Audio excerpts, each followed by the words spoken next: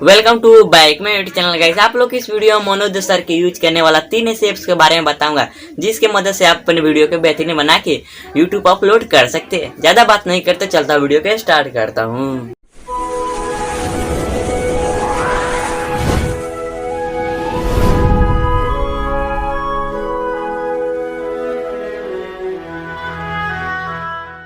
Number 1 पे है KineMaster power director, जिसके मदद से मनोज सर अपने वीडियो के एडिटिंग करते हैं। आप भी अपने वीडियो की एडिटिंग करने के लिए भाई काइनमास्टर और पावर डायरेक्टर एप्स के यूज कर। नंबर 2 पे है पिक्सल एप्स, जिसके मदद से मनोज सर अपने थंबनेल को बेहतरीन बनाते हैं।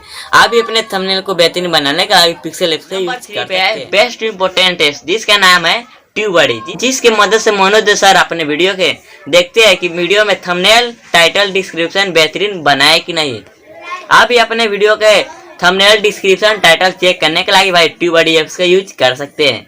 आज की वीडियो में इतना ही, बस मिलता हूँ अगले वीडियो में।